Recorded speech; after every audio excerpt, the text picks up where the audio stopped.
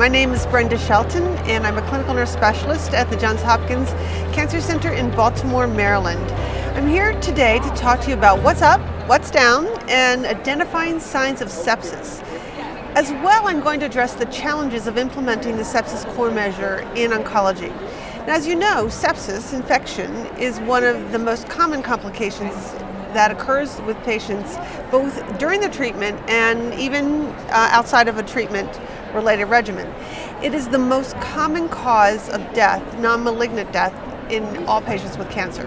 And so what I'm going to talk to you a little bit about what the evidence suggests is important. There was a group called the Surviving Sepsis Campaign that first convened in 1992 and set forth some recommendations for identifying sepsis.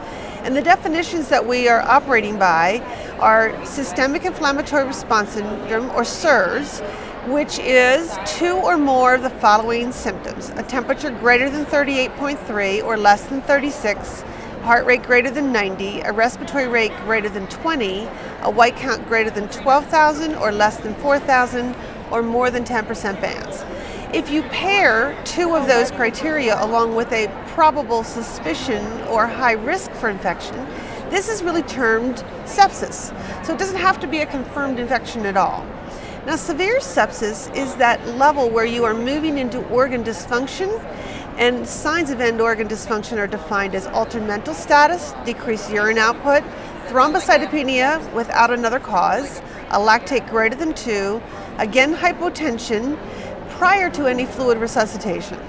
Septic shock is defined as a hypotension or an elevated lactate above 4 in the face of already having given fluids. So these definitions were set forth by the Surviving Sepsis Campaign, and when we really looked at all the literature, these are the guidelines followed by 38 countries and 100 and some organizations. And these are the premise for which most of us operate our best practices in our institutions.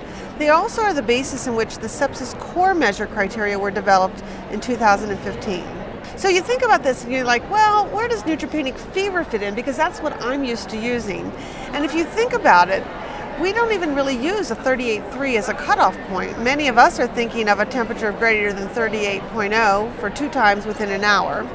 But when you add those SIRS criteria along with the fact that the patient is neutropenic, then neutropenic fever actually falls in as sepsis.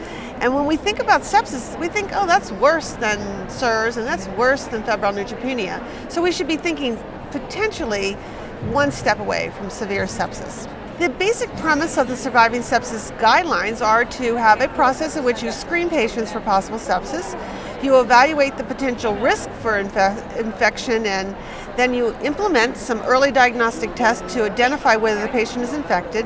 You seek to identify a source and decide if you're going to administer antimicrobials, all at the same time ensuring organ perfusion.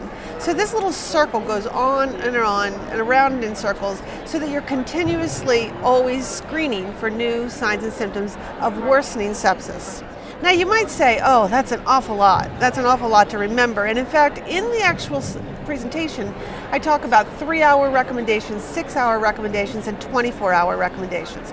But the reality is, all you have to do, according to the landmark study by Rivers in 2001, is just do this as best you can 37% of the time. If you just accomplish 37% of all the expectations, you can reduce mortality. This was mirrored in a study at MD Anderson. And so I guess I want to reinforce that it is that defined process that helps you make sure you don't miss patients, that you can really influence outcomes. Now, the core measure was built on all of this, and this began in 2015. The intent was to mirror the recommendations, although they don't exactly match them. So there are a few differences. They don't recommend central lines, and they give you a 3-hour window to accomplish antimicrobials, whereas the initial guidelines suggested within the first hour. This core measure, I'm sure many of you are experiencing in your own hospital, is going to eventually be linked to reimbursement. But it's not yet reported data because as a country we're doing so poorly at doing this all of the time. The largest threat to implementation of the core measure is recognizing the septic patient early. But the problem is oncology patients are going to trigger this sepsis core measure almost 50% of the time. So we really probably need a revised screening process that's very specific to our patients, and the full presentation gives you a little bit of an idea of what I would suggest this might be.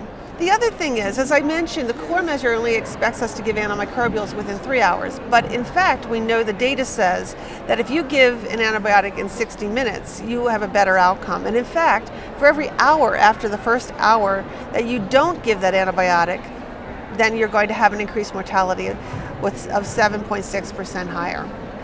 So this is a nice slide that gives you a synopsis of the expected core measure requirements as well as surviving sepsis campaign suggestions. You see drawing blood cultures and lactate early on, deciding on antimicrobials, giving broad spectrum antimicrobials, giving a full 30 milliliters per kilogram of crystalloid fluid if the patient is hypotensive, repeating your lactate when elevated, and administering vasopressors if the patient is persistently hypoperfused. The key takeaways from the entire presentation is that time zero starts at the time you recognize this patient can be infected.